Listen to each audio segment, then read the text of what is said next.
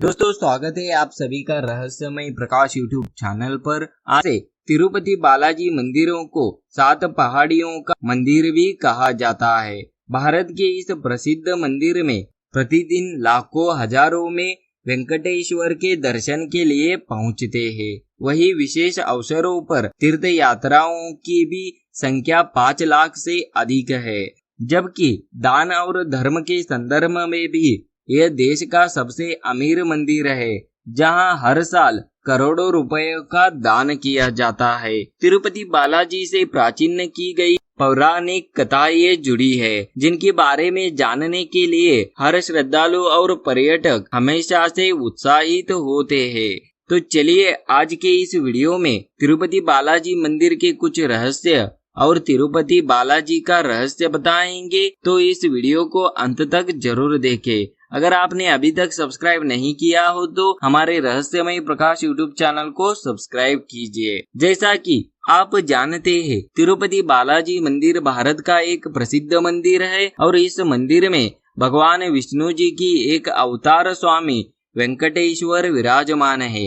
इसी वजह से मंदिर को प्रसिद्ध रूप से स्वामी वेंकटेश्वर मंदिर के नाम से भी जाना जाता है। भगवान वेंकटेश्वर भगवान विष्णु जी का एकमात्र उस रूप में माना जाता है कि जिन्होंने कलियुग के कष्टों से लोगों को बचाने के लिए अवतार लिया था। स्वामी वेंकटेश्वर के रूप की महिमा बताया गया है। पौराणिक कथाओं के अनुसार एक बार माता पृथ्वी पाताल लोक में डूब गई थी, क्योंकि पवन देव ने भारी अग्नि को रोकने के लिए उग्र रूप से उड़ान भरी, जिसमें बादल फट गए और बहुत बारिश हुई, जिससे पृथ्वी पाताल लोक में समा गई थी। तब भगवान विष्णु ने धरती माता को बचाने के लिए फैसला किया और आदि वराह का अवतार लिया। आदि वराह ने पाताल लोक से पृथ्वी को वापस खींचने के लिए अपने तुस्क का उपयोग किया। इस घटना के बाद आदि वराह ने लोगों के कल्याण के लिए पृथ्वी लोक में रहने का फैसला किया। भगवान ब्रह्मा के अनुरोध के अनुसार आदि वराह ने एक रचना का रूप धारण किया। अपने बेहतर 4 हाथों वाले भूदेवी के साथ क्रुद्धचला विमना पर निवास किया और लोगों को ध्यान योग और कर्म योग जैसे ध्यान और वरदान देने का फैसला किया। कलियुग के प्रारंभ में भी भगवान आदि वराह वेंकटाद्रि को छोड़कर अपने स्थायी आराध्य वैकुंठ चले गए, जिससे भगवान ब्रह्मा बहुत चिंतित थे। उन्होंने नारद से कुछ करने को कहा, क्योंकि भगवान ब्रह्मा चाहते थे कि भगवान विष्णु का अवतार पृथ्वी पर हो। उसके बाद नारद गंगा नदी के तट पर गए, जहाँ ऋषियों का समूह भ्रमित था और उनके यज्ञ का फल भगवान ब्रह्मा, भगवान शिव और भगवान विष्णु में किसे मिलेगा। इसके समाधान के रूप में नारद ने ऋषि भृग को तीनों सर्वोच्च देवताओं का परीक्षण करने का विचार दिया। ऋषि भृग ने प्रत्येक भगवान के पास जाने और उनकी परीक्षा लेने का फैसला किया। जब वह भगवान ब्रह्मा और भगवान शिव के पास गए तो उन दोनों ने ऋषि भृग पर ध्यान नहीं दिया, जिससे ऋषि भृगु नाराज हो गए।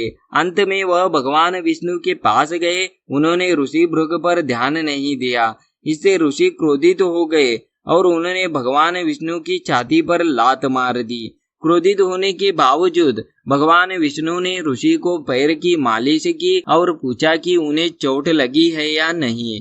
इससे ऋषि भृगु को जवाब दिया और उन्होंने निर्णय लिया कि यज्ञ का फल हमेशा भगवान विष्णु को समर्पित होगा। लेकिन भगवान विष्णु की छाती पर लात मारने की इस घटना ने माता लक्ष्मी को क्रोधित कर दिया। वह चाहती थी कि भगवान विष्णु ऋषि भृगु को दंडित करे, लेकिन ऐसा नहीं हुआ।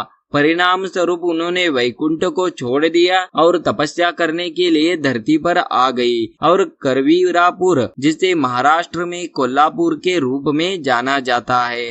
दोस्तों तिरुपति बालाजी मंदिर का यह रहस्य जानकर आपको कैसा लगा कमेंट बॉक्स में जरूर लिखिए। अगर आपने अभी तक हमारे चैनल रहस्यमय प्रकाश को सब्सक्राइब नहीं किया हो तो सब्सक्राइब कीजिए